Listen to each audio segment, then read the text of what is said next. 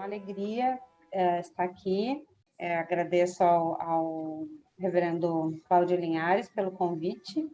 E como o Wagner falou, né, eu sou bispa da Diocese Anglicana da Amazônia, e a Diocese Anglicana da Amazônia é composta por 5 estados na região norte do Brasil.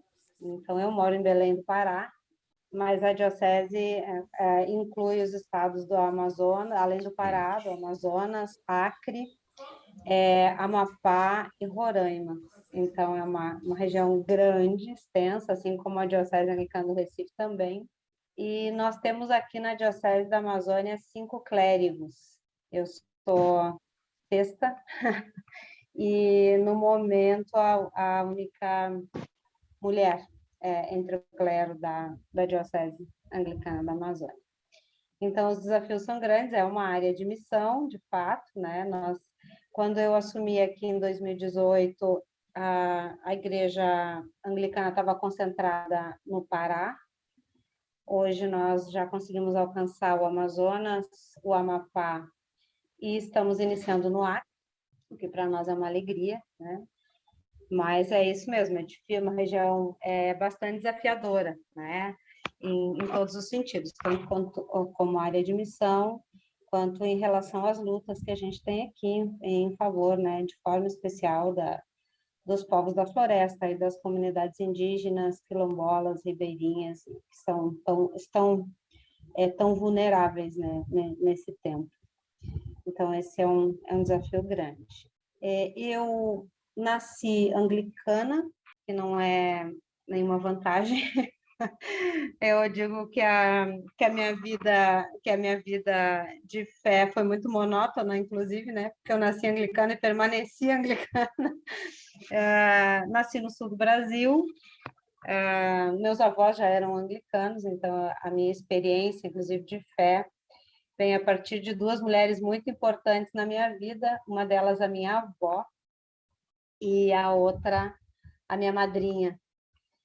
Que foram pessoas que me conduziram, me discipularam na fé. Então, eu sempre lembro a elas. A minha avó já partiu, né, já fez sua Páscoa, mas a minha madrinha continua viva, foi professora de escola bíblica dominical por 50 anos na sua vida e tudo isso. Então, eu rendo graças a Deus por isso, né?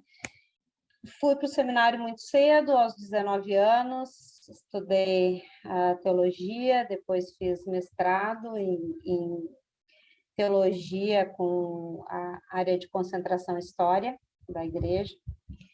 E aos 28 anos fui eleita deã na Catedral Nacional da Santíssima Trindade por 17 anos e meio.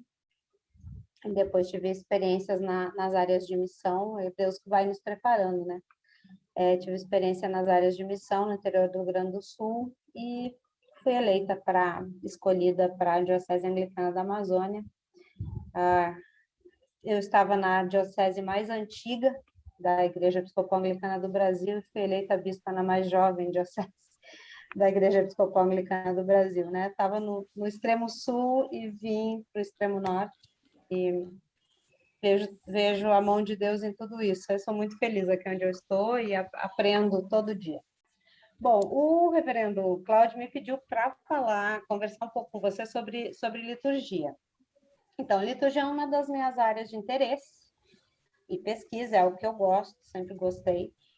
E eu fui, ao longo do tempo, primeiro desde 2011, 2010, membro da Comissão Nacional de Liturgia primeiro, depois, em 2014, eu fui escolhida como custódia do livro de oração comum, acompanhei a nossa renovação da liturgia, a construção do novo livro de oração comum, que foi editado em 2015, e permaneci, então, como custódia até a minha eleição como bispa, em 2018. O reverendo Luiz Coelho passou a ser o custódio do livro de oração comum e hoje eu coordeno a Comissão Nacional de Liturgia na IAB. É um tema muito amplo para a gente falar assim, numa noite, né? Então, eu vou começar perguntando para vocês. tá? E aí, a partir daquilo que vocês me trouxerem, a gente vai trabalhando um pouco a respeito da concepção de liturgia, e eu vou mais detalhadamente falar sobre a nossa concepção anglicana com base no livro de oração comum, tá? Que é esse nosso instrumento de unidade na comunhão anglicana. Então, eu queria assim, perguntar a vocês, quem quiser, não há nenhuma obrigatoriedade para falar, mas quando a gente diz liturgia, o que vem à cabeça de vocês? Mas é dizer assim, eu acho que para mim, para a atualidade, uma palavra que vem muito em relação à liturgia é enculturação. A gente tem que enculturar realmente a palavra.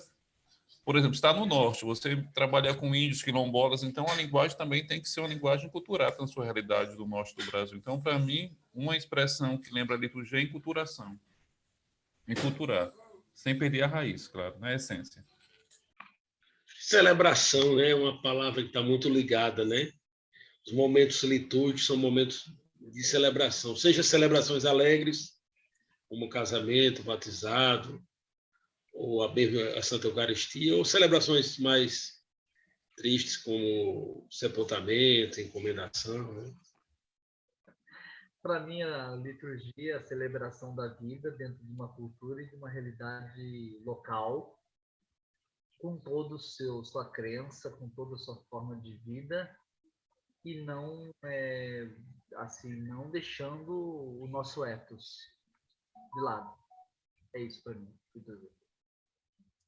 Eu vi ali que o Guilherme colocou, remete a serviço. Então, eu anotei algumas palavras aqui: enculturação, celebração, encontro da vida, que a Júcia disse ali, serviço, celebração da vida, né? Essas foram algumas das palavras mencionadas, né? Então, para falar de liturgia, para abordar o tema liturgia, a gente não pode esquecer do contexto sociocultural em que a gente está inserido, né? Inseridos, estamos inseridas, né? Nós vivemos numa época que traz algumas características interessantes, né? Assim, em linhas gerais, a gente pode dizer que nós vivemos na época da pluralidade cultural e religiosa, da valorização do relativismo, do predomínio do instantâneo, tanto mais nesses últimos 22 meses, né, que a gente tem vivido a pandemia, a gente tem feito essa experiência, inclusive, da perda da ideia de fronteira, né? A gente perdeu isso nesses últimos 22 meses aí da pandemia, né? A gente até tem vivido isso muito intensamente com as nossas participações na vida de dioceses que não são as nossas, não é assim? Agora a gente tem um curso lá na diocese da outra, lá no sul do Brasil, e eu consigo participar, porque eu participo online, né? Ou a gente chama alguém de uma região remota para estar conosco, o que era muito difícil antes da gente fazer, e a gente perdeu. Então, a gente, nesse momento em que nós estamos vivendo, a existência de um mundo digital, eu não gosto muito da palavra virtual, porque para mim a palavra virtual dá uma ideia de que não é real, e, na verdade, o que a gente tem vivido é bastante real, né? Através aí das mídias e das redes sociais, né? Então, esses são valores que a gente tem, com os quais a gente tem lidado, né? E a gente tem essa relação muito próxima com a pluralidade, com as diferenças, né? Então, a gente precisa compreender a liturgia da seguinte forma: eu vou usar uma frase do Congar que diz assim: a liturgia representa a tradição mais íntima da igreja. Os cristãos e cristãs, em geral, se identificam muito mais pela liturgia do que pela teologia. Então, é muito mais fácil que a gente se identifique com o jeito da igreja celebrar e viver a fé do que pela sua teologia, pela elaboração teológica. Embora a gente tenha que compreender que, como anglicanos e anglicanas, nós afirmamos que a gente reza, a gente ora aquilo que a gente crê. Então, para nós, anglicanos e anglicanas, liturgia e teologia são muito próximos, caminham lado a lado, são realmente muito, muito próximas. A liturgia, ela surge de uma característica humana, nossa necessidade de lidar com o sentido para a nossa existência. Até onde a gente sabe, os seres humanos são, entre todas as espécies criadas por Deus, a única que busca um sentido, um significado para a sua existência. Então, nós sabemos que as respostas que nós damos aos porquês, as nossas questões, muitas vezes elas não são satisfatórias. Elas nos empurram para algo além e nos levam a pensar em algo ou alguém que transcenda a nossa vida comum, finita. Ou seja, há respostas que somente são possíveis por meio da fé, da esperança, da confiança, do amor, né? E é nessa busca desse chamado para além de que impulsiona a nossa adoração. Adorar é oferecer-se em louvor e ação de graças e reconhecer em si mesmo a presença de Deus. Ao mesmo tempo que a liturgia é uma busca humana pelo transcendente, ela também é Deus atuando dentro da história humana, Deus atuando dentro, né? Se fazendo presente, impregnando a nossa história com a sua transcendência e se fazendo alimento para saciar a nossa fome, a nossa sede. Como eu disse, a igreja anglicana, na igreja anglicana nós usamos muito aquela frase lex orandi, lex credendi, né? Nós oramos a nossa fé, a gente ora aquilo que a gente crê. A liturgia é a adoração da igreja e sua expressão comunitária de louvor e de ação de graças a Deus, né? Então, acho que isso é importante, né? O termo liturgia é formado pela junção de duas palavras gregas. Laos, que significa povo, daí vem o termo leigo, né? E da palavra ergon, trabalho, ação. Então, leiturgia é a ação do povo, ou ação em favor do povo. Então, acho que isso é uma coisa importante. Não existe liturgia sem comunidade. O princípio básico da liturgia, portanto, é estar em comunidade. Por isso que foi tão difícil para a gente, né, nesse período da pandemia, encontrar um outro jeito de ser comunidade, encontrar uma outra forma de fazer comunidade, porque não é possível fazer a liturgia individualmente. A forma como a gente compreende liturgia, ela é preciso ser realizada em comunidade, em comunhão. Isso é bem importante. Então, liturgia é ação. É o povo de Deus reunido em assembleia, é o povo de Deus reunido em adoração. É um agir comunitário que envolve ritos, ritmos, palavras, gestos, orações, cantos, sinais, símbolos, expressões corporais que revelam a fé das pessoas presentes, né? E tornam presente o mistério que é celebrado. Na ação litúrgica, a gente prega, mas não é aula. A gente conversa, mas não é um colóquio, é um diálogo. Nós cantamos, mas não é um concerto.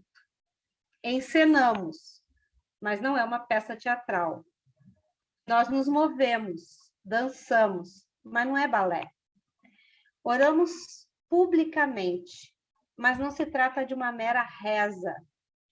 Rezar, em latim, é recitar, ler em voz alta, apresentar lendo ou citar alguma coisa, repetir ou dizer de cor. Nesse sentido, orar é mais do que rezar. A liturgia é fonte de vida e de santidade.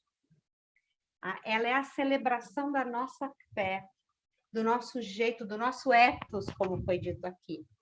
E ela é uma ação onde é necessário haver sinergia, cooperação. Então, a liturgia é Deus vindo ao nosso encontro, mas também é a ação humana de adoração a Deus. A palavra celebrar significa tornar célebre, comemorar, tornar aquele momento algo especial. E por isso a liturgia é para nós uma anamnese também. Nós fazemos memória da salvação que nos foi alcançada, memória da nossa vida com Deus, memória da ação de Deus na vida humana e memória daquilo que Cristo fez por nós. Então, quando nós nos reunimos, nós fazemos memória da ação de Deus, né? Da ação de Deus na vida da humanidade. Foi interessante que a gente trouxe aqui uma das palavras trazidas, além de celebração, né? De tornar célebre, tornar algo importante. A gente falou do encontro de vida, falou de serviço, e liturgia também é isso, né? A adoração é o serviço, é a ação do povo no serviço a Deus. A gente falou em inculturação. Para o anglicanismo, a tradição, enquanto transmissão de um jeito particular, de um ethos particular, é sumamente importante. No entanto, ao se reverenciar a tradição, nós não devemos fazer dela uma desculpa para a permanência no passado, como se o passado fosse sagrado pelo simples fato de já ter acontecido. Nós devemos partir da tradição à abertura ao tempo futuro. Nesse sentido, nós precisamos entender que a tradição, como ligação orgânica com as gerações anteriores, desde os tempos apostólicos, sem dissolução de continuidade, ela é extremamente importante. Devemos entender a preservação da continuidade estrutural da liturgia. Mas também é necessário que nós compreendamos que a liturgia precisa formatar-se à vida em comunidade. E é necessário que a gente leve em conta não somente as heranças do passado, que são importantes, mas as experiências das pessoas de cada geração e os desafios por essas pessoas enfrentados. Então, a liturgia ela precisa dialogar com a nossa realidade, com o tempo presente, com o local onde nós vivemos, com a fé que nós professamos. Então, como eu falei, né, liturgia e teologia, segundo a nossa concepção anglicana, estão em intrínseca relação. Celebrar e crer são as duas dimensões da fé que a gente não deve separar. A liturgia se apresenta como fonte da teologia, não apenas como ponto de partida. Ela se constitui como um momento privilegiado no qual a comunidade cristã exprime a sua fé e vive a teologia comunitariamente. E faz isso de forma simbólico-criativa. Por essa razão, a liturgia cria e sustenta laços de pertença recíproca e de interdependência. E é responsável, em última instância, pelas sucessivas ressignificações que a gente faz, né, da nossa existência vivencial e solidária como membros, como pessoas que são membros de uma comunidade cristã. Por isso que a liturgia precisa ser libertadora, ela não pode ser castradora. Ela precisa conduzir a transformação e não manter as pessoas em uma situação de submissão. É extremamente importante que nós busquemos, aqui onde nós estamos, na nossa América Latina, revisar o nosso fazer litúrgico. Isso não significa abandonar a forma como a igreja faz liturgia, mas ressignificar a liturgia. Inculturar a liturgia é extremamente importante. A liturgia é um dos instrumentos de unidade na comunhão anglicana. Nós nos identificamos, ela faz parte da nossa identidade, nós nos identificamos com essa liturgia. Em qualquer lugar da comunhão anglicana onde a gente esteja, não importa se a gente entende a língua que é falada ou não, a gente visualiza na liturgia um elo de unidade, uma forma de nos unir. E é interessante, porque é isso mesmo. Eu já tive em outras partes da comunhão anglicana, é bem assim que a gente se sente, né? A liturgia nos identifica, a gente chega lá e se sente parte, né, daquilo que está acontecendo. Então, o livro de oração comum é um instrumento bastante importante na comunhão anglicana como instrumento dessa unidade. E existe um livro padrão de oração comum na comunhão anglicana. E a cada reforma litúrgica, esse livro padrão ele é considerado.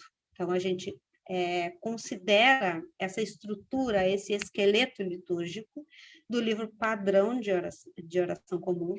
Existe, como eu disse, na igreja a figura do custódio ou custódia, que significa aquela pessoa que guarda, zela pela liturgia na igreja.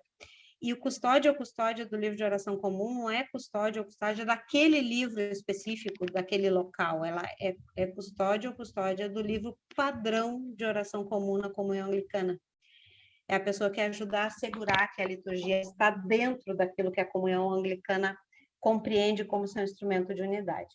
O que é importante a gente compreender em relação à liturgia?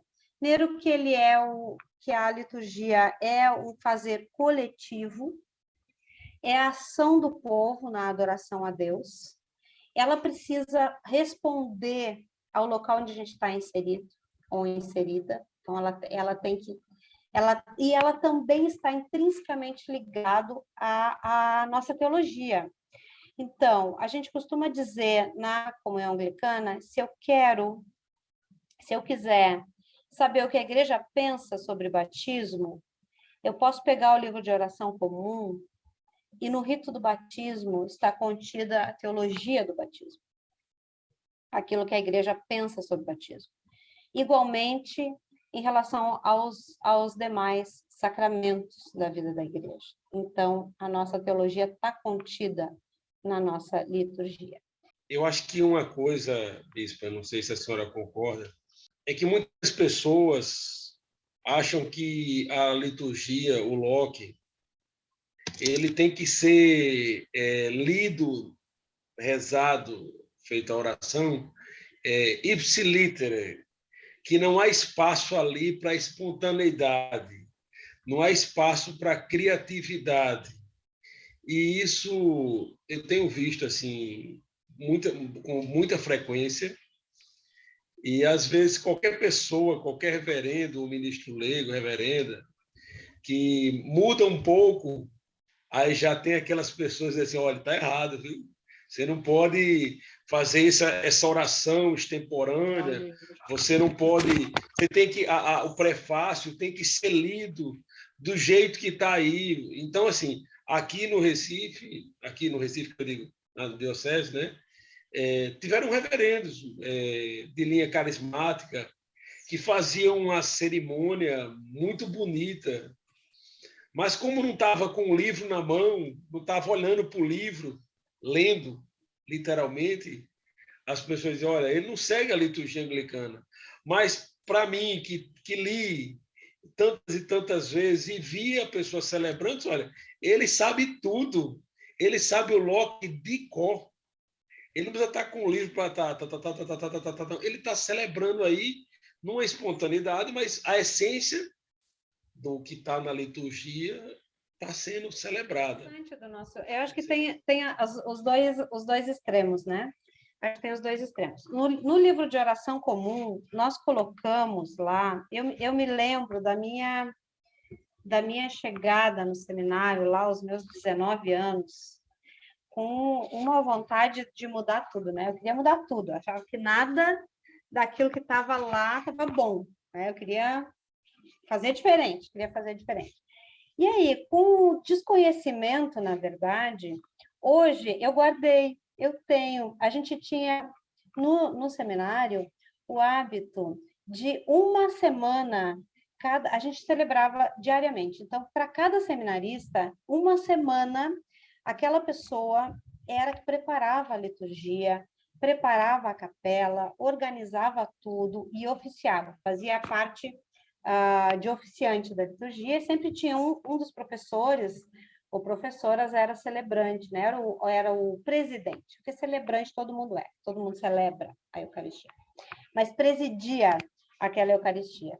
E eu guardei as liturgias que a gente preparou. E aí depois, com mais experiência, com uma compreensão melhor, eu vi quanta bobagem eu fiz. Na verdade, muito por desconhecimento e por querer fazer coisa diferente. Então, assim, qual foi a preocupação que a Comissão Nacional de Liturgia teve? Se vocês olharem, o livro de oração comum, ele tem blocos de chamadas rubricas pedagógicas, que elas estão lá sempre à frente, sempre antes, por exemplo, das liturgias dos ofícios diários, tá? Que são as liturgias não eucarísticas.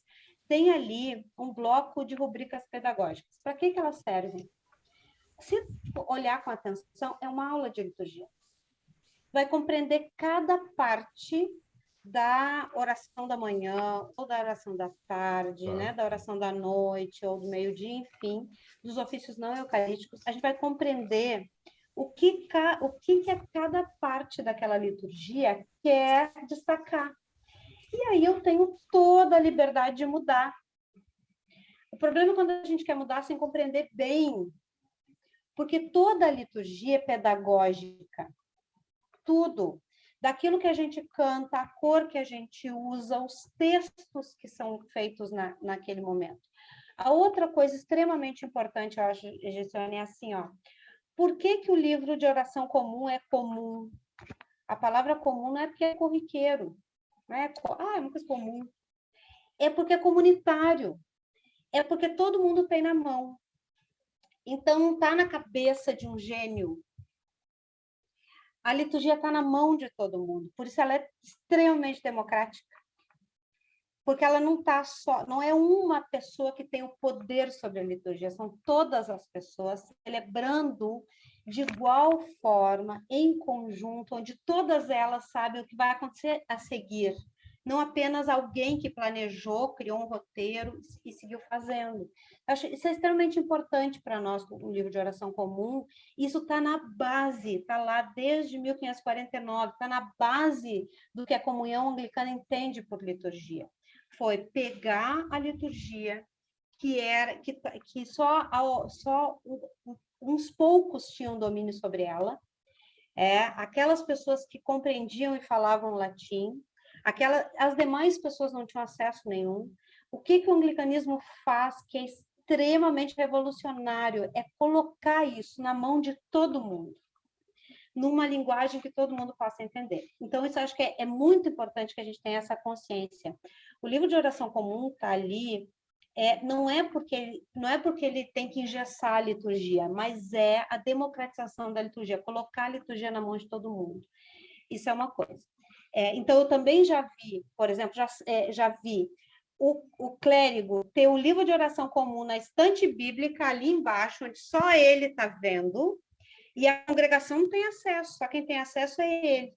Aí ele faz as orações e as pessoas dizem, nossa, essa reverenda ou esse reverendo é brilhante, olha que inspirado, a presença do Espírito Santo presente tá se fazendo na vida dessa pessoa, e na verdade ela está utilizando o livro de oração comum, as orações que constam lá, ou até usando essas orações como inspiração para as suas orações.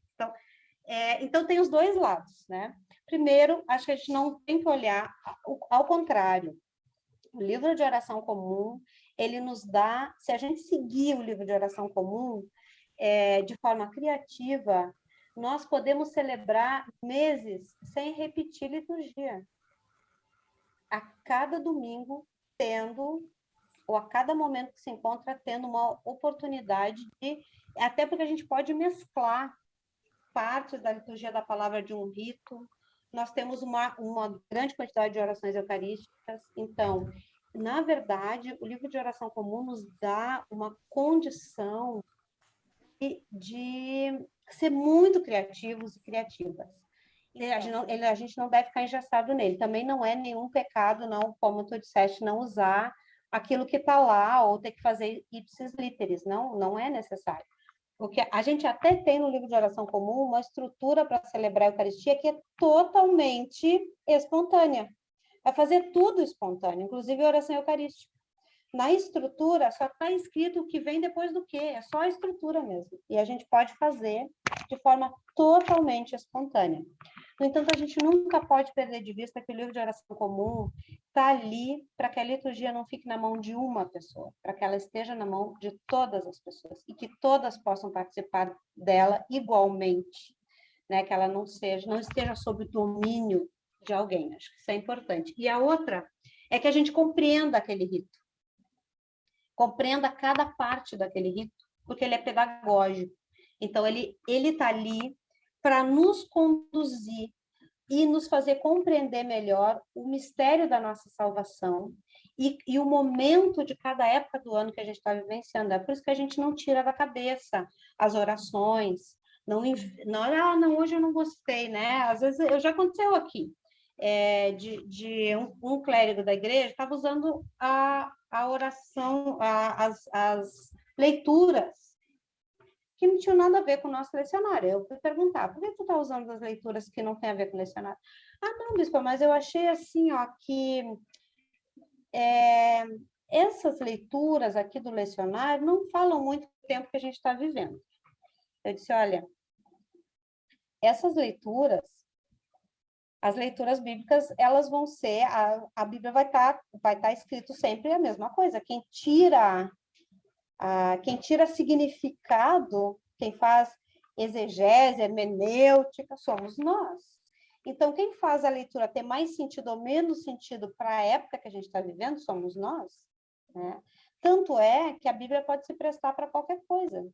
Se eu tirá-la do contexto, eu posso usar a Bíblia como instrumento de violência, eu posso usar a Bíblia como um instrumento de discriminação, como a gente sabe que ela é usada.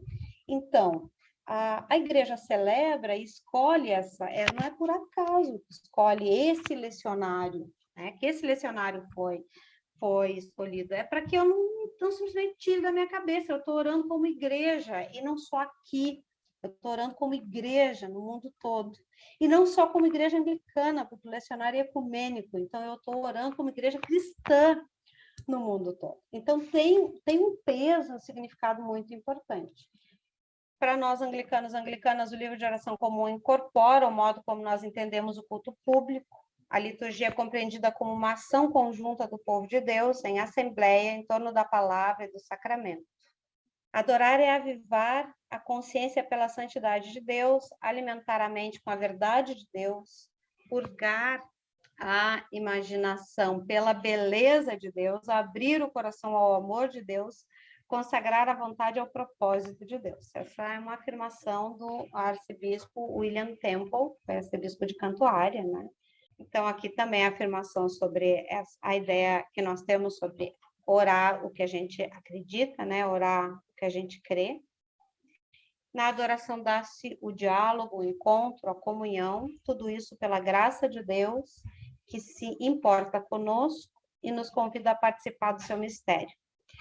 O Jaci Marasquim, grande teólogo, né, doutor em teologia e também em teologia na nossa igreja no Brasil, no seu livro Igreja a Gente Vive, ele afirma: na adoração a Deus, nos acercamos do mistério tateando, até chegar mais perto. E na reflexão teológica, vamos debulhando a verdade de Deus, na busca de melhor expressar o conteúdo da nossa fé, tornando-a acessível ao povo de Deus. Mas essa tarefa é um constante fazer e refazer-se. A fé é dinâmica, a teologia, pois, deve ser dinâmica, e assim também a liturgia e a adoração. Um pouco do que eu já tinha conversado com vocês, na verdade, né? Ali no início eu falei, não mostrei os slides, né? Mas essa ideia de que o livro de oração comum incorpora a forma como a gente entende o culto público, né? E a liturgia é compreendida como essa ação conjunta do povo de Deus em assembleia, em torno da palavra, do sacramento. A afirmação do arcebispo William Temple, também para nós anglicanos e anglicanas, a adoração vem primeiro, né? Assim que a gente compreende. A gente crê para depois explicar. a razão é extremamente importante. Acho que essa é uma coisa importante da nossa fé, né? A razão é importante, é um passo importante, mas a gente crê, depois explica. Vem, então, primeiro a fé, para depois a reflexão, o labor teológico, o pensar sobre Deus. Por isso que a gente afirma também, lex orandi, lex credendi. Eu oro e creio, ou eu oro o que eu creio. A afirmação do Marasquim, né, que na adoração nós nos acercamos do mistério, a gente vai tateando até chegar mais perto. A reflexão teológica nos ajuda a compreender isso melhor, né, compreender as verdades de Deus melhor, e expressar melhor o conteúdo da nossa fé e tornar esse conteúdo mais acessível ao povo de Deus. E essa tarefa é um constante fazer-se e refazer-se, né? Então, o Marasquim afirma, a fé dinâmica, a teologia dinâmica e a liturgia e a adoração também precisam ser dinâmicas. Então, a gente não precisa cristalizar isso. Uma afirmação interessante do Richard Foster, no livro, não sei se vocês conhecem, se não conhecem, eu recomendo a leitura, A Celebração da Disciplina, tem em português, é fácil até de comprar online. Ele afirma, se a adoração não transformar, ela não é adoração. A adoração habilita-nos a ouvir com clareza o chamado de Deus para o serviço. Então, a liturgia é celebrar a vida na unidade, na diversidade, na solidariedade. Os caminhos de revisão do livro de oração comum. É importante dizer para vocês que o livro de oração comum, ele existiu o primeiro livro de oração comum em português é anterior aos missionários Morris e Kinsolving, na Igreja Episcopal Anglicana do Brasil, tá? O primeiro livro de oração comum é de 1862. Aí o Morris e o Kinsolving chegaram aqui em 1890, mas o primeiro lote em português é no Brasil. Ele foi editado em Portugal, mas era para o Brasil, né? Ele foi traduzido por Richard Holden. Richard Holden foi um missionário que trabalhou no norte do Brasil. Ele veio para essa região aqui, para Belém.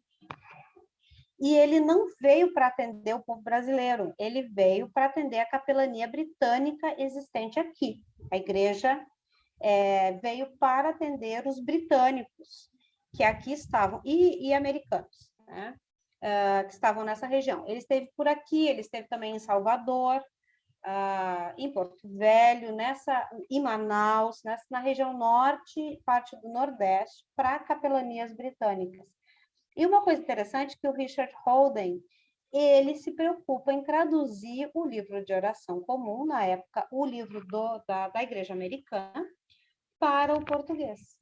E é feita essa tradução e ele edita, então, esse livro. Quando os missionários... Esse livro nunca foi usado pela Igreja Episcopal Anglicana do Brasil, né, pelos missionários. Quando os missionários chegaram no Brasil, ainda existiam 2 exemplares, em 1890, desse livro de oração comum.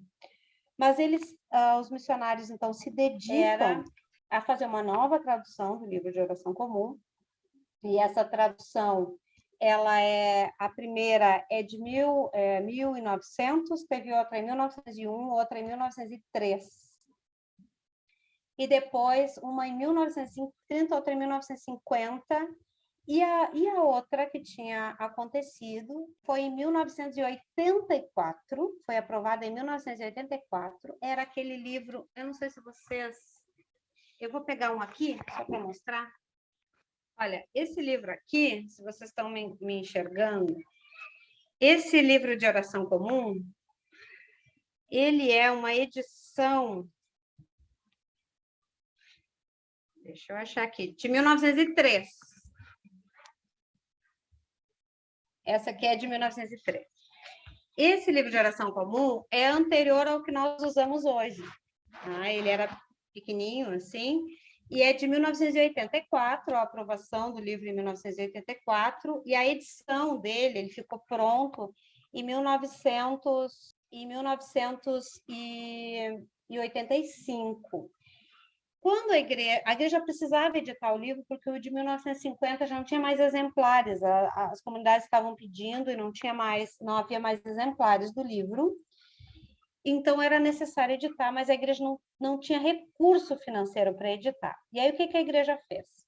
Ela editou uma forma abreviada, com atualização de linguagem, mas editou uma forma abreviada contendo os salmos e os principais ritos litúrgicos da igreja. E essa forma abreviada, imaginava-se que seria usada pela igreja pelo período de 5 anos. Só que a igreja usou por mais de 30 anos essa forma abreviada. E aí perdeu o contato, inclusive, com os ofícios diários, que não constavam lá, só constavam os principais: oração da manhã e oração da tarde. Todos os outros ofícios tinham sido retirados. O ordinal foi retirado do livro de oração comum. Uma série de ritos foram retirados. Tá? Os ritos ocasionais foram retirados. Uma série de ritos foram retirados. E aí a igreja, que usaria esse livro por 5 anos, usou por 31 anos. E foi difícil, inclusive, fazer a alteração para o novo livro de oração comum, porque as pessoas se apegaram de tal forma a esse livro que não queriam que houvesse mudança, né? Bem, a gente enfrentou algumas dificuldades para fazer a mudança litúrgica. Então, uma liturgia que era abreviada, um livro que foi editado para ficar por um período muito curto, né? Ficou durante muito tempo. Aí nós fomos, então, trabalhar como não foi apenas a comissão de liturgia da qual eu fiz parte desde 2011, mas muito antes disso, já no ano seguinte à edição desse livro abreviado de oração comum, as comissões de liturgia começaram a trabalhar e atualizar a linguagem das liturgias, inclusive, que não constaram nesse livro. Bom, alguns princípios foram levados em consideração. Primeiro, a ênfase na tradição viva da igreja, ou seja, a gente compreender aquilo que eu falei, que a tradição não é importante só porque traz algo do passado, né? Ou seja, não é só porque já passou que é importante, mas como a nossa própria identidade, como a manutenção do nosso ethos, né? Aquilo que nos identifica como família anglicana, mas que é algo vivo e, portanto, está em permanente atualização. A enculturação, ou seja, a utilização de liturgias autóctones, a teologia popular, com a ampliação do ano eclesiástico, com datas, festas, solenidades e próprios dos santos e santas, né? Então, a gente inclui no nosso santoral algumas personalidades, alguns santos e santas, alguns que, inclusive, nem são da tradição cristã, por exemplo, o Zumbi dos Palmares, né? Outros que, mesmo na tradição cristã, ainda não são chamados santos, porque a nossa compreensão sobre santidade é um pouco diferente, né, do que da Igreja Católica Romana. Bom, também um outro caminho foi a aproximação ecumênica, isso é parte do ser da Igreja Anglicana. Então, essa aproximação ecumênica com as igrejas irmãs, com a adoção do Pai Nosso na versão ecumênica, a adoção do lecionário comum revisado, a retirada da cláusula filioque do credo niceno e a linguagem inclusiva. Então, esses foram os caminhos utilizados para a revisão do livro de oração comum. Tá? Esses caminhos nortearam toda a revisão, além da decisão de trazer de novo para o livro de oração comum aquelas liturgias que constam do livro padrão de oração comum que tinham sido retiradas na edição de 84, né, porque era uma edição abreviada.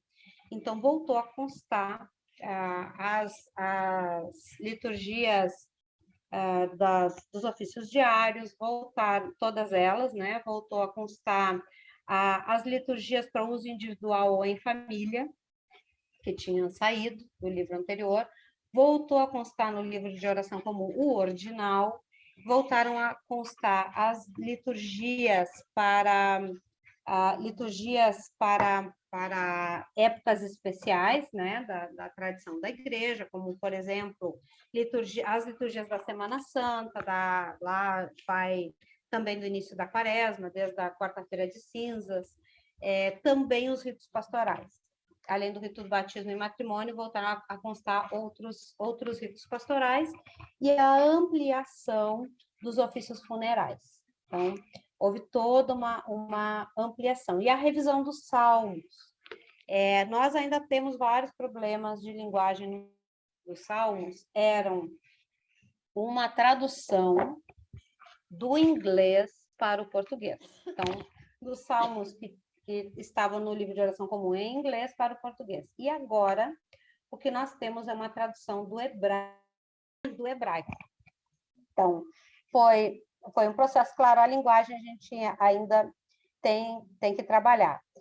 Mas, então, o livro de oração comum, ele ampliou, na edição atual, a gama de possibilidades que a gente tem de utilização das nossas liturgias, aproximou, por exemplo, das orações eucarísticas, né? Nós temos 7 diferentes orações.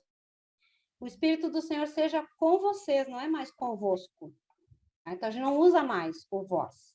O vós caiu nas liturgias, como uma aproximação da liturgia da forma como a gente realmente fala. Tá? E as pessoas foram muito contrárias. Também, na utilização da linguagem inclusiva, a gente enfrentou, como Comissão Nacional de Liturgia, algumas falas que diziam assim: o português não tem linguagem neutra. Não há linguagem neutra. É diferente do inglês, o inglês tem linguagem neutra, o português não tem. Então, vai ficar muito truncada a liturgia se vai todo o tempo usar o a. E aí a gente diz, não, mas a gente tem que se desafiar a pensar em como é que a gente diz as coisas de uma forma diferente. Que outro jeito eu posso dizer que seja neutro, que eu não precise usar o masculino como comum de 2, até porque já passou aquele tempo em que as mulheres se sentiam incluídas no todos. Né? Não é mais assim. A gente precisou revisar isso, inclusive, né? E vai precisar revisar, porque a gente não usou todos, ou qualquer uma linguagem que seja não binária. Isso a gente não chegou a fazer. Né? Nesse período, ainda nem se falava nisso. Mas, de toda forma, tentamos utilizar uma linguagem o mais inclusiva possível. Não nas fórmulas tradicionais do cristianismo. Nas fórmulas tradicionais, a gente manteve. Mas nós ampliamos a nossa concepção a respeito das imagens de Deus ao acrescentar pai e mãe, ou de maternal amor, ou pai materno. Enfim, tem N formas. E nós mantivemos, e muitas pessoas reagiram. E aí a gente tomou a decisão de manter o rito 1 para incluir quem não queria incluir os outros. Essa que é as outras pessoas. Para incluir aquelas pessoas que não queriam incluir as demais. Mas a gente resolveu, vamos manter o rito 1, é um rito fechado, com liturgia da palavra e a oração eucarística, né? Nesse rito, a linguagem continua sendo a do livro anterior, então ele é um rito completo, nada impede que a gente use a liturgia da palavra com outra oração eucarística, mas esse está ali completo. Então, se tem alguém que discorda absolutamente da linguagem, ainda pode se sentir incluído dentro desse livro de oração comum, porque pode utilizar a linguagem antiga. Então, essa foi a intenção, né? A escolha de incluir quem quer excluir. Então, né, já que a gente diz que quer conviver com a diversidade, a gente tem que ter essa capacidade também, né? Então, foi isso que a gente fez. O rito 1, portanto, está assim. E depois nós temos 7 orações eucarísticas. Dessas 7 orações eucarísticas, 3 elas já vinham do livro anterior, a gente mudou a linguagem, utilizou a linguagem inclusiva, E as demais são nossas, brasileiras.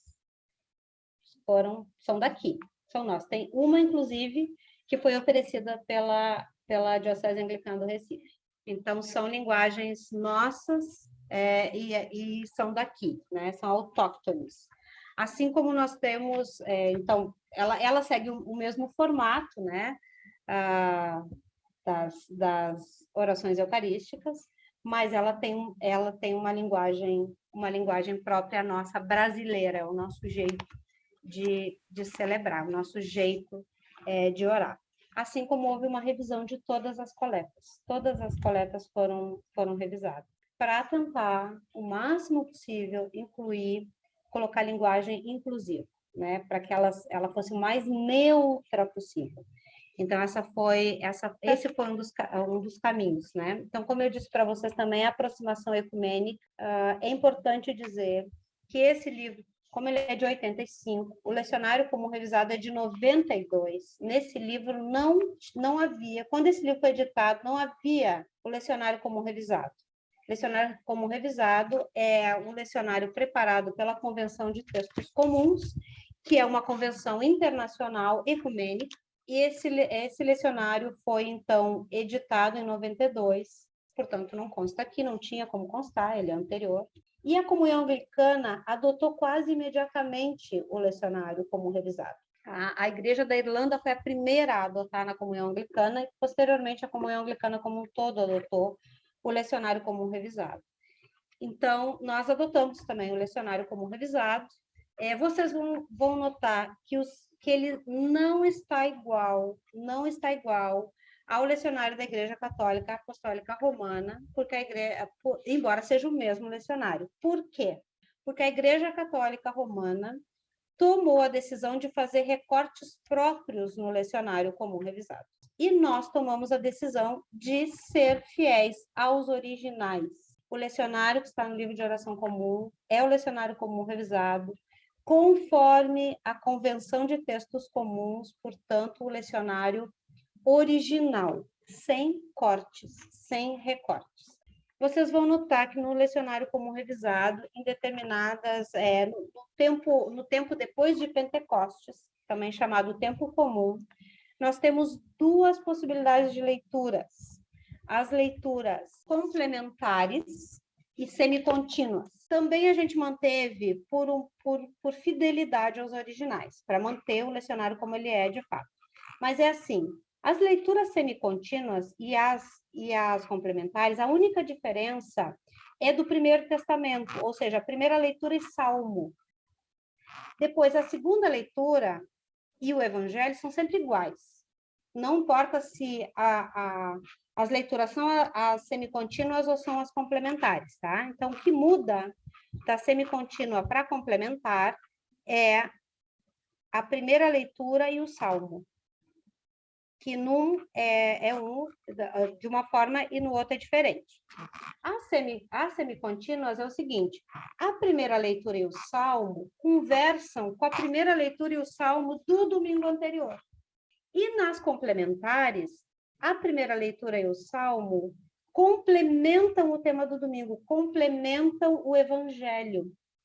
Então, como Comissão Nacional de Liturgia, a gente recomenda que se use as complementares, porque ela vai fechar com o Evangelho, com a temática do domingo, provavelmente com aquilo que for usado na prédica, na mensagem, com a coleta do dia para aquele domingo, e a coleta é a oração que reúne o sentido do domingo, o que a gente está destacando naquele domingo. Como eu disse, toda a liturgia ela é pedagógica, então a gente recomenda utilizar as leituras complementares.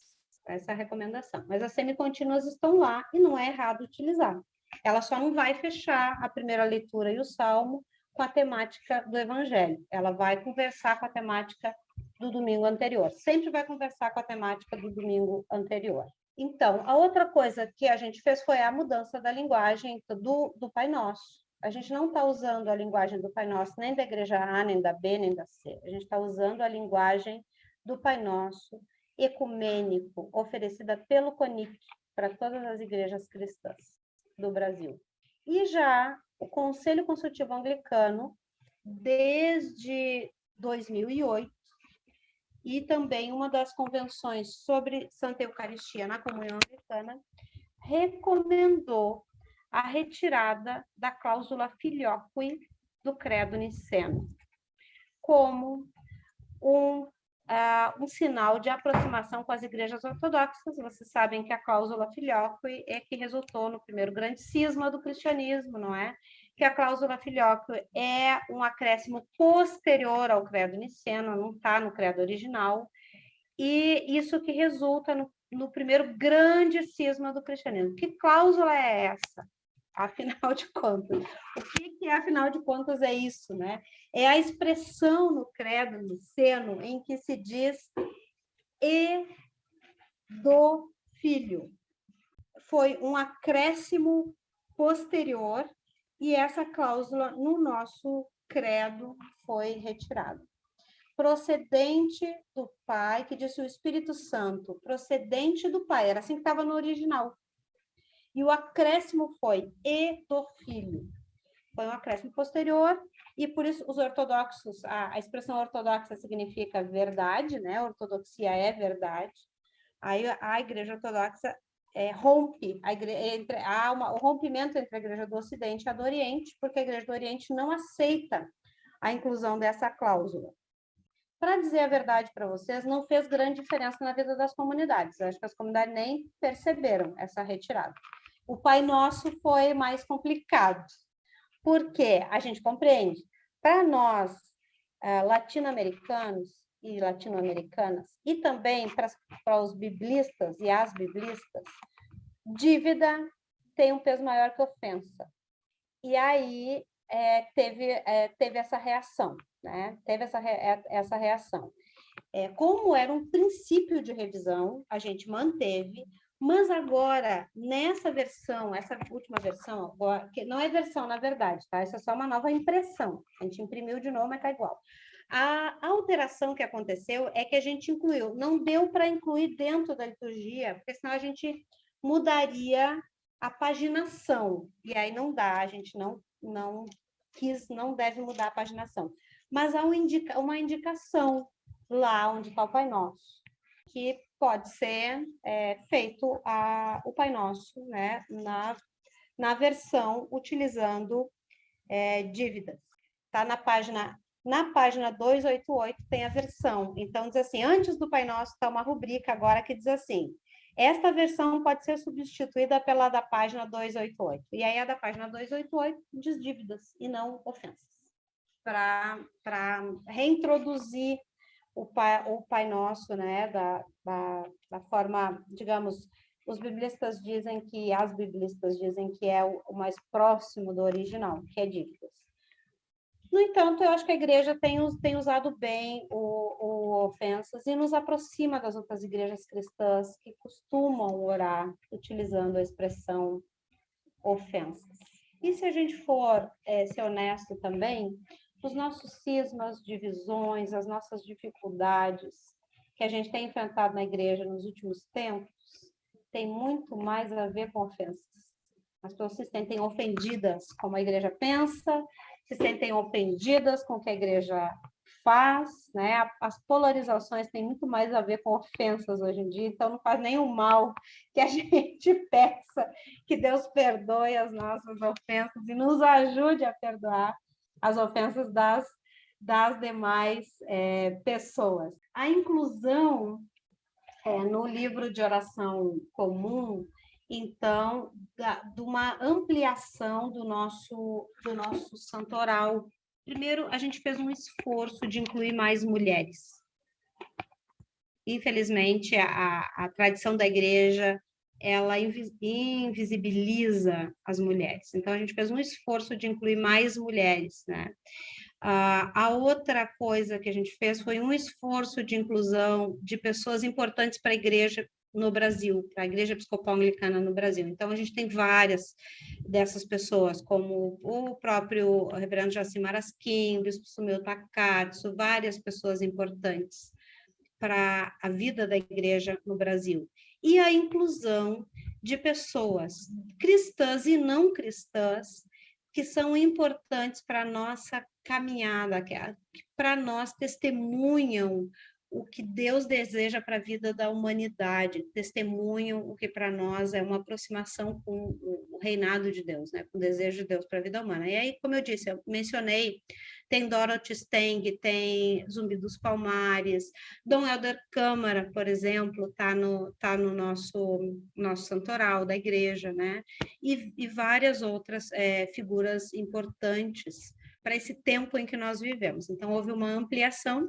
Esse santoral, esses santos são chamados santos do calendário menor, ou seja, não tem leituras e coletas próprias para essas festas, né? Mas a sua memória é lembrada. As leituras e coletas próprias são para as festas principais da igreja. Em geral, são relacionadas a Jesus Cristo, né? Mas também tem os apóstolos e as apóstolas. Uma outra coisa, reconhecimento, inclusive com mudança da cor da festa. Reconhecimento de Maria Madalena como apóstola. A igreja reconheceu, está lá, e mudou a cor. A cor da festa de Maria Madalena era branca, mas a cor dos apóstolos é vermelha. Então, a cor da festa de Maria Madalena, apóstola, é vermelha. A linguagem do casamento, nós mudamos a linguagem, é uma linguagem neutra. Na época em que o livro de oração comum foi editado, a igreja não tinha aprovado o casamento de pessoas do mesmo sexo, não havia a aprovação. Aconteceu em 2018, como vocês devem saber. O livro de oração comum foi editado em 2015, mas nós tínhamos esperança que a igreja pudesse ampliar sua visão sobre o casamento e pudesse incluir o casamento de pessoas do mesmo sexo. Então, nós já usamos a linguagem neutra no rito de casamento. Eu quero dizer para vocês que a temática do livro de oração comum é um semestre inteiro de liturgia. É aula para um semestre inteiro, tá? Não é para 1h30, 2 de uma noite, assim, mas em linhas gerais é isso. Eu quero abrir para as manifestações de vocês, para questionamentos, dúvidas, enfim, que a gente possa dialogar nesse momento. E aí minha mãe é mãe de santo de Candomblé, ficou muito feliz quando eu vim para a Anglicana. A minha família toda do terreiro, né, tudo afro, ficaram muito felizes, porque é uma das igrejas que mais tem abertura para eles, né? E é isso, eu gosto demais. E quando eu fiquei sabendo pela Carmetel, reverenda Carmetel, que era possível, através da senhora, que é possível você se tornar muito espontâneo com o livro, né, poder fazer muitas coisas através do livro, eu fiquei muito feliz. Obrigado. É só um comentário, não tem nenhuma pergunta. Eu tenho muita curiosidade sobre o rosário anglicano. Então, assim, sobre o rosário, tem alguma relação com o livro de oração comum? Porque, assim, eu fui católica até, assim, mais ou menos na adolescência, mas não era católica praticante. E como eu sou TDAH, enfim, posso não ser TDAH, mas eu sou muito dispersa, tenho assim, a minha mente é muito acelerada, eu gosto eu aprendi a amar essa questão da disciplina, sabe? Não como uma coisa rígida, mas como uma coisa de concentração mesmo. Então, me ajuda muito, sabe? O rito, eu percebo que eu me concentro mais. Então, por exemplo, o rosário, eu tenho muita...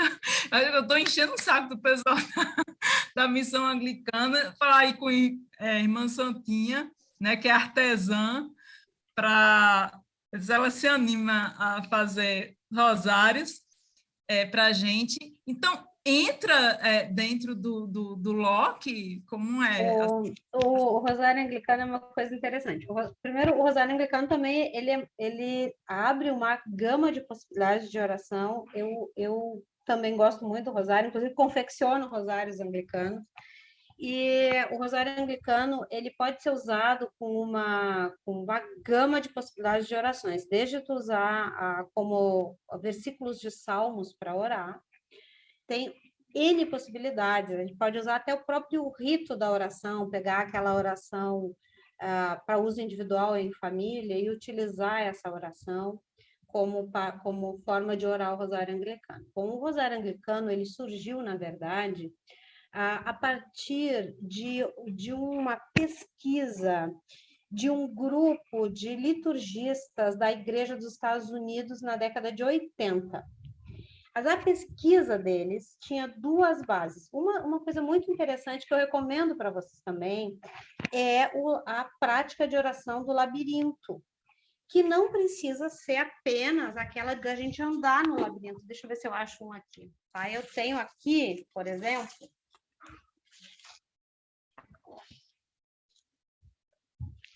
o labirinto para oração em casa, né? A gente percorre ele com o dedo. E essa é uma prática de oração muito antiga, muito antiga. E o resgate dessa prática de oração, da oração do labirinto e da oração, da prática da chamada oração centrante, que também é a oração que é uma prática meditativa. As igrejas cristãs perderam a prática da meditação ao longo dos séculos, então é um resgate dessas práticas, que são práticas de oração e meditação, que são lá da origem do cristianismo, dos primeiros séculos da nossa era cristã, que esse grupo de pesquisa chegou ao Rosário Anglicano. Então, ele tem como base a oração centrante e a prática da oração com o labirinto, tá? Essas são as bases para o Rosário Anglicano, e ele pode ser orado utilizando o livro de oração comum. Muitas das nossas comunidades têm feito isso. Eu tenho uma pesquisa também a respeito da utilização da oração utilizando contas, da prática e que não é só do cristianismo, as grandes tradições religiosas, as grandes tradições mundiais, né, têm a prática de rezar utilizando contas. Então, isso é bem interessante. Eu tenho a prática de utilizar o Rosário Anglicano. Posso enviar algum material para você sobre ele também, que eu tenho. E alguns ritos, inclusive, de utilização e oração com o Rosário Anglicano. Mas é isso. Uma coisa que eu recomendo para vocês busquem também saber mais sobre a oração e com o labirinto, né? Porque a ideia da gente ir é uma oração para internalização, né? Na medida que eu percorro o labirinto, eu me volto para dentro para poder voltar de uma outra forma para fora, para a minha vivência da fé com as demais pessoas. Então, essa é uma prática bem interessante. Mas é bem espontâneo, pode se orar com qualquer coisa, né, que a gente queira. Não é bem aquela que tem que ser tantos Pai Nosso, Ave Maria e tal. A gente escolhe como quer orar. Por que no Locke, quando se refere à Virgem Maria, em nenhum local é colocado Mãe de Deus, que é o único dogma mariano que os anglicanos aceitam? E a segunda, por que tem todos os ritos pastorais e não tem a confissão, como pelo menos um rito sacramental, para ser usado pelo clérigo ou pela clériga? Sobre as coletas que se referem a Maria, Gessione, na verdade, tanto as coletas que se referem a Maria como aos apóstolos, elas são bem antigas. São coletas de antes até da tradição anglicana, são coletas lá dos primeiros séculos. Então, o que a gente fez, na verdade, foi atualizar a linguagem, mas a gente não mudou o conteúdo da coleta, a gente atualizou apenas a linguagem. Então, era a forma como a igreja se referia a ela. Os dogmas são posteriores, né? Então, por isso não consta lá. São coletas lá que originalmente a igreja cristã usava. Sobre a prática da confissão, tu está te referindo a um rito penitencial, é isso? Auricular, auricular. Para a confissão auricular. Na verdade, na tradição da igreja aqui no Brasil, a confissão auricular, ela não fez parte da nossa forma de vivenciar a igreja no início, né? Muito provavelmente porque os missionários, quando eles chegaram aqui, eles precisaram frisar muito as diferenças entre o anglicanismo e o catolicismo, né? Então, eles precisaram muito frisar isso. No entanto, a gente tem dentro do livro de oração comum, a gente não colocou o ofício penitencial, que poderia ser utilizado, esse ofício, como a prática da confissão auricular, porque em praticamente todos os livros de oração comum na comunhão anglicana estava sendo retirado. A gente chegou a considerar colocar ou não. No entanto, nada impede, não há um impedimento de se utilizar a confissão auricular como prática pastoral. E muitas pessoas buscam. É a experiência que a gente tem aqui mesmo na igreja. A gente vai estar agora em processo de realização de um livro com liturgias ocasionais.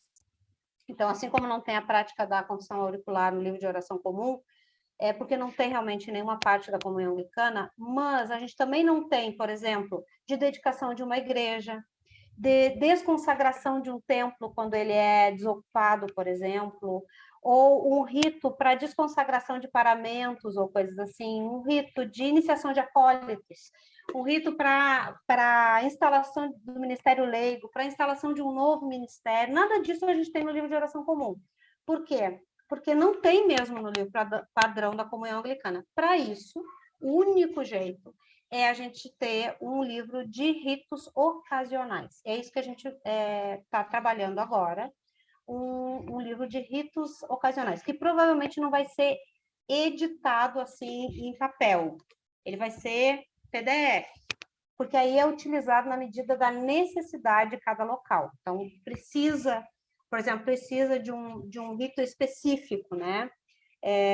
De bênção, ou um rito específico de desconsagração, ou dessas instituições, enfim, que não consta no livro, mas tu precisa na tua comunidade, vai ter aonde recorrer. Mas como são ocasionais, não consta no livro padrão. Assim, a confissão auricular também não consta no livro padrão, mas constava antigamente um chamado rito penitencial.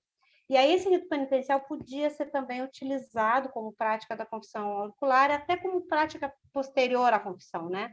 Mas ele foi retirado de praticamente todos os livros das outras províncias da comunhão anglicana. Como a gente sabe que esse livro, não, se o outro, esse aqui, não durou 5 anos, levou 30, a gente sabe que esse aqui também não vai levar menos de 20, né? Então, a gente não manteve algo que daqui a 20 anos não vai estar mais em nenhum livro de oração comum. Então, a gente já não colocou nesse. Já não tinha nesse, mas aí a gente não acrescentou a esse. Poderia ter acrescentado de volta, né? Só dizer que aqui na Diocese do Recife tem o livro de ritos ocasionais, que tem a confissão individual, né? O rito penitencial individual. Só que as pessoas me perguntam, por que no LOC tem 6 sacramentos, né? Ou não tem o 7? Então, é bom para a gente, né, entender isso. Porque a prática, na verdade, da confissão, ela na Igreja do Brasil e em boa parte da comunhão anglicana está dentro da própria oração eucarística, né?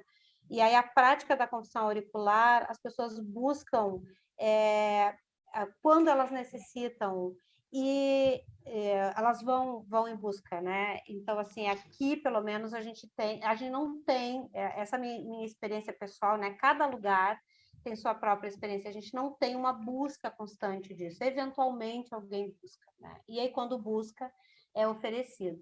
Agora, quando a gente trabalhar isso, até seria bom, Gessione, tu encaminhar para a Comissão Nacional de Liturgia o rito que vocês usam, porque é interessante, a gente vai considerar aquilo que já vem sendo usado na igreja, né? Quando a gente for editar, já considerar aquilo que a igreja tem usado.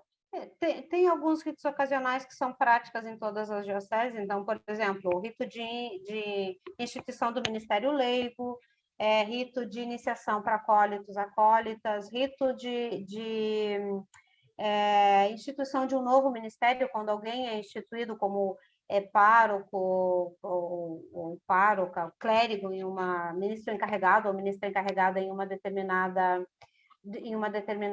paróquia. Então, esses ritos são gerais. A gente aí esses ritos gerais vão estar dentro desse livro. E tem aquilo que as dioceses sempre têm, essa autonomia consultada do bispo, né? Então, uma coisa bem importante de dizer, na igreja anglicana, o bispo ou bispa da diocese tem jus litúrgico. Então, é o bispo ou bispa da diocese que autoriza qualquer liturgia. Então, uma outra coisa, as rubricas do livro de oração comum, elas têm peso de lei para nós. Elas são tão importantes e têm o mesmo peso que os nossos cânones. Isso é importante que a gente conheça, que a gente leia com atenção e tal, porque elas têm o mesmo peso para nós que os cânones da igreja, tá? E o jus litúrgico, portanto, é do bispo ou bispa. Então, sempre que a gente vai fazer uma liturgia alternativa, ou um rito ocasional, ou nunca faça a revelia do seu bispo. Procure o bispo, mostre, porque ele tem jus litúrgico. Ele vai dizer, vai te autorizar a fazer essa liturgia, ou fazer alguma consideração a respeito dessa liturgia, né? Então, procure. A outra coisa importante dizer para vocês, o jus litúrgico de um bispo na sua diocese não é maior do que o jus litúrgico da Câmara como um todo. Então, por exemplo, nenhum bispo ou bispa tem autorização para descumprir as rubricas do livro de oração comum. Então, a gente sabe que às vezes acontece. Não, na minha diocese pode. Não faz desse jeito, faz do outro. Não pode, gente. Tá? Porque o bispo ou bispa está sujeito ao todo. O que eu quero dizer com isso? É para engessar? Não, não é para engessar. É para a gente ter a ideia de que a igreja é um corpo. E o que eu faço aqui não pode ferir o todo. Esse é o cuidado principal que eu preciso ter. Nada do que eu faço aqui na Diocese Anglicana da Amazônia pode ferir o todo. E precisa, senão a gente perde o senso da nossa unidade. A gente tem muita autonomia.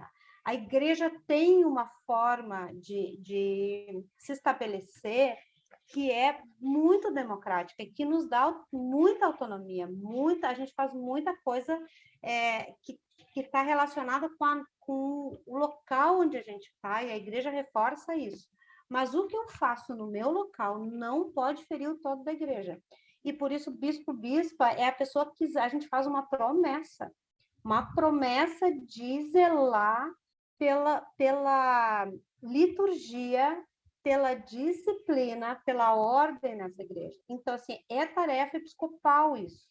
A minha autoridade episcopal na minha diocese não é maior que a autoridade da Câmara como um todo, porque nós vivemos em um colegiado e a gente precisa compreender esse colegiado. Então, o que eu faço aqui não pode ferir o todo. Por isso, um bispo ou bispa não tem essa liberdade de desautorizar o livro de oração comum. Não tem. A Câmara toda pode fazer isso, mas um bispo ou bispa, localmente, não tem essa autoridade. Então, isso é importante a gente dizer, porque é isso mesmo, é assim. Embora a gente tenha, eu já tenha sabido de bispo ou bispo aqui em determinado local, o livro de oração comum diz que é de tal jeito, não, mas meu bispo diz que eu posso fazer diferente. Senhora bispa, mais uma perguntinha, se a senhora me permite. Essa é uma pergunta interessada. Durante a quaresma, é possível haver uma ordenação presbiteral, diaconal, ou não, já que é uma festa e na quaresma a gente tem toda aquela situação da penitência, que não damos aleluia e tudo mais, ou isso é uma coisa... Não é o mais indicado, tá, Esdras? Não é o mais indicado. A quadra quaresmal é uma quadra penitencial, né? Mas vocês sabem que todo domingo é Páscoa.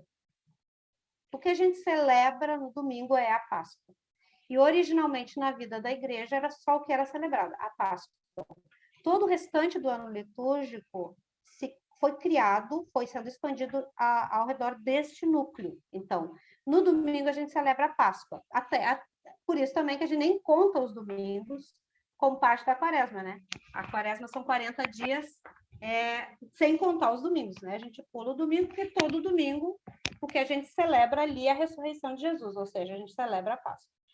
Mas, em termos pedagógicos para a vida da igreja, não é aconselhável.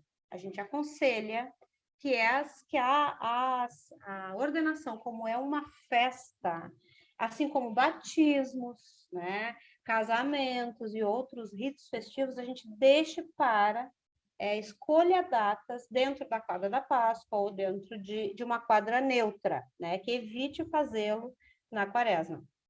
A não ser que não haja, eu sei de casos de ordenações na quaresma, a não ser que não haja outra possibilidade. Então, é necessário, a necessidade na vida daquela diocese faz com que seja urgente que aquela ordenação aconteça, e aí, então, se vai fazer, aí não em outro dia, né? Nem no sábado, nem na sexta, nem na quinta, nem na quarta, fazer, então, no domingo. Bispa Marinês, o movimento de renovação litúrgica, né? E, na verdade, eu percebo que não passa por renovação litúrgica, é muito mais uma atualização estética da música utilizada, do modo de organizar a arquitetura do templo, falando inclusive em outros países com tradição anglo-saxônica, onde a nossa igreja tem uma história na cultura local muito mais enraizada do que acontece na América Latina, né? Para a senhora, como uma bispa, uma pastora da igreja, né, que tem um compromisso grande com a identidade também, né, além de com a teologia, com a espiritualidade, quais são os limites disso? Eu falo isso assim, vindo da minha tradição, assim como o Guilherme estava aqui pouco, eu venho eu sou neto de assembleianos, você é neto de episcopais anglicanos e eu sou neto de assembleiano. Então, eu vi assim, a Igreja da Assembleia de Deus se despedaçar na década de 90 em função da gospelização, né?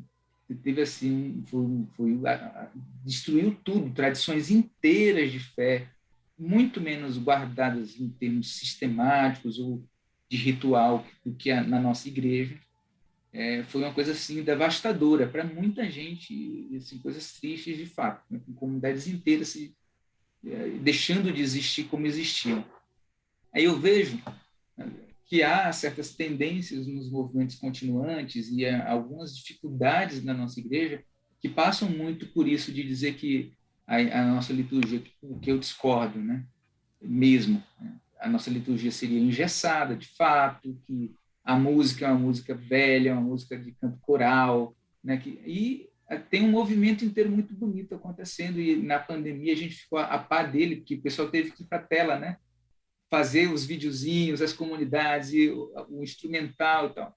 Mas a gente ainda tem uma referência muito grande naquele movimento da década de 90, ali no início de 90, do reverendo Marasquim, né? Do bispo de São Paulo, o Flávio Irala, do Chico, né? Me parece que a gente precisaria daquele tipo de movimentação, porque aquilo tinha uma densidade teológica enorme, e o que a gente tem experimentado na tentativa de renovação litúrgica, a gente começa a incorporar músicas da renovação carismática católica, músicas do neopentecostalismo evangélico, assim, coisas que às vezes que a gente diz, meu Deus do céu, como é que isso encaixa na liturgia sem destruir tudo? Porque assim, não tem nada de teologia bíblica, de teologia cristã, na verdade, né? O que é isso? Como é que a gente faz? Então, eu fico pensando que é um desafio grande para alguém que está na sua posição, porque para a gente que está em pequenas comunidades nascentes, já é um desafio de tentar, né, conciliar isso sem ter a possibilidade de criar música nova, porque ninguém tem marasquins nascendo, nem chicos, né, nascendo todo dia, a todo momento. Como é que é isso? Um pouco do comentário seu sobre isso. De fato, esse é um desafio enorme que a gente tem. A gente está passando agora também por essa ideia de renovação da nossa enologia, e também a ideia que a gente tem que renovação seja só mudança estética, né? Na verdade, eu compreendo a nossa renovação do livro de oração comum como algo profundo. A gente mudou o jeito de rezar nesse novo livro de oração comum. A gente mudou expressões e imagens que a gente atribuía a Deus, né? Aquela história do Deus onipotente, aquele Deus distante, mudou para as expressões que a gente passou a utilizar para Deus, né? Tu olhar lá as coletas, vai dizer, né? Perfeito amor, não é Deus onipotente, Deus Pai, a gente vai dizer tem outras expressões, né? O Senhor dos Exércitos aqui, né? Como colocou. Então, essas expressões saíram, a gente substituiu, ou seja, a gente está substituindo as imagens atribuídas a Deus, a gente incluiu em confissões, em orações, um bocado da nossa cultura, daquilo que a gente ora aqui. Eu considero isso, de fato, renovação litúrgica. Essa coisa de querer incluir uma música, ou eu vejo que as pessoas incluem pelo ritmo e não pela letra. O limite para a renovação litúrgica na igreja anglicana é teológico, esse é o limite. Porque se nós dizemos que nós oramos aquilo que a gente crê, que liturgia e teologia caminham juntas, uma igreja como a igreja anglicana, que é uma igreja teologicamente voltada para a teologia da libertação, que é uma igreja que se coloca como uma igreja que testemunha um Deus ao lado das pessoas excluídas e vulneráveis. É uma igreja que testemunha a inclusão, a nossa concepção teológica tem que ir por aí. Eu não posso simplesmente jogar isso no lixo. Não dá para jogar, né? Então, aí é o limite. Eu já aqui tive dificuldades com grupos de louvores das comunidades, né? Porque o pessoal quer... Eu sei que tem hinos que até parecem lindos. Eu lembro que tem um hino maravilhoso que o pessoal canta, nada é igual ao seu redor, tudo se fez. É muito lindo isso. Mas chega lá e diz que o Big Bang é para disfarçar. E a gente não acredita nisso. Não dá para cantar isso. Ou eu tenho que mudar a letra desse hino para poder cantar. Eu não posso dizer, né, que o Big Bang é para disfarçar, porque eu não sou criacionista. A igreja anglicana acredita na evolução. Então, como é que eu vou dizer isso? E assim, muitas outras coisas e letras que parecem muito simples nessa renovação, ou até orações, e que são um risco para nós. A gente tem que sempre, eu acredito que o limite é a teologia. O limite é teológico, a gente tem que andar em conjunto. Na medida em que aquilo que a gente crê teologicamente não está sendo afirmado ou está sendo desvirtuado, a gente vai olhar de novo, parar.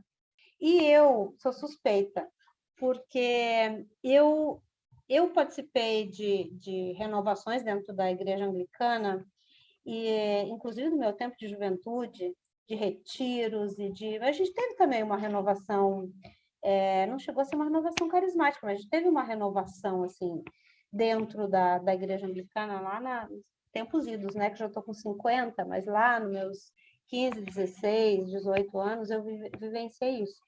Ao mesmo tempo, é claro que tem letras do nosso inário tradicional que a gente precisa revisar, porque elas são racistas, elas têm problema, mas estou revisando, há muita beleza nisso também. Um trabalho que eu tenho feito aqui na Diocese da Amazônia é tentar mostrar para as pessoas que a gente pode conciliar as duas coisas. E eu acho que muito, muito interessante, eu quero dizer aqui para vocês, de uma mãe de um jovem da igreja. Aí o menino disse para ela assim: ai, mãe, essa tua igreja tem hino velho. Aí ela disse para ele: olha, eu prefiro a minha igreja que tem hino velho e ideias novas, de que outras igrejas por aí que tem hinos novos e ideias velhas. Então, ideias antigas, né? Os nossos hinos são antigos, as nossas ideias são novas. Então, eu guardei isso também. A gente consegue, eu acho que a gente não pode jogar tudo fora. a tradição não é só porque ela é velha que ela é importante, é porque ela traz junto o nosso ethos, o nosso jeito de ser. A gente não pode simplesmente descartar isso, a gente tem que conseguir conciliar, harmonizar. Primeiro, Bispo, é um prazer revê-la e ouvi-la sempre. É um prazer enorme, né? E eu acho que essa sua apresentação, ela é muito parecida com o novo Locke, porque você diz coisas importantíssimas de uma forma fácil de se ouvir e de se entender, né? Então, eu entendo que o Locke foi isso. Eu tive a oportunidade de conhecer o outro, o Pretinho, logo quando cheguei na igreja, né?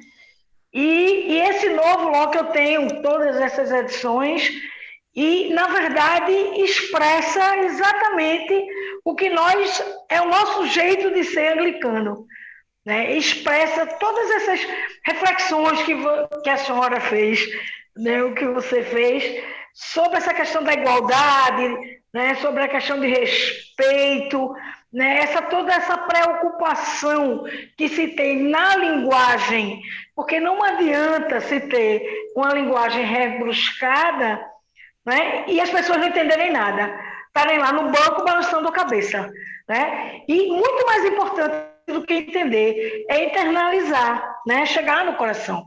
E para chegar no coração, preciso chegar com a linguagem que eu entenda, que eu consiga, né, ver, que eu consiga reconhecer.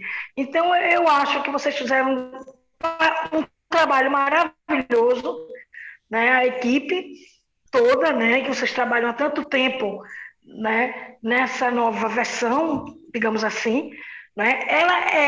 Eu acredito que ela demonstra, ela reflete o que a igreja pensa, e é exatamente essas características que nos faz, eu pessoalmente, estar na igreja.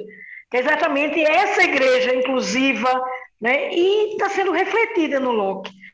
E eu, particularmente, acho que é o nosso guia, é o Locke, né? Eu hoje estou ministra pastoral, tenho uns 2 anos, eu acho, mas já tenho mais de 6 na igreja, né? E lá com a reverenda Rose, toda vez que ela manda a liturgia, eu vou lá para o Locke, sabe? E o Locke é meu livro de cabeceira, né? Às vezes, quando eu vou fazer uma reflexão, ou quando eu vou colaborar no boletim, o Locke é meu livro de cabeceira. E acho que ele reflete bem isso. Parabéns, Bispo. Um abraço grande. Faz tempo que a gente não se vê, né? Pessoalmente. E muito, muito bom. E parabéns aí ao pessoal, né? Reverendo Cláudio Linhares, Erlon, pela iniciativa. Essa oportunidade de estar com vocês, foi uma alegria, sempre é uma alegria estar com vocês. Eu vou fazer a oração conclusiva dos ofícios diários para uso individual em família. Até vou aproveitar para dizer para vocês uma coisa interessante. Bom, as liturgias para os ofícios diários foi uma das partes que ficou sobre minha responsabilidade nesse livro de oração comum. E esses ofícios para uso individual em família têm como base a tradição celta da igreja. E a tradição celta da igreja traz para cada dia da semana uma ênfase diferente. Então, quando eu elaborei, eu peguei essas ênfases, né, para cada um dos dias da semana e coloquei essas ênfases em cada um dos horários para o nosso dia. Então, a base são as liturgias celtas, é a tradição celta, a nossa tradição mãe, a tradição original da nossa igreja. Então, eu vou fazer esse para o fim do dia, a oração conclusiva e depois a bênção, tá bem? Senhor Jesus Cristo, Filho do Deus vivo, nosso irmão libertador, tu tomaste sobre ti os nossos pesares e carregaste a nossa frágil humanidade. Pelo poder do teu Espírito Santo, renova em nós os dons que vêm de ti, a fim de que possamos dar testemunho do teu amor em nossos lares, em nossas vidas e em toda parte. E que a tua bênção seja sobre nós, sobre os nossos lares, hoje e para sempre. Amém.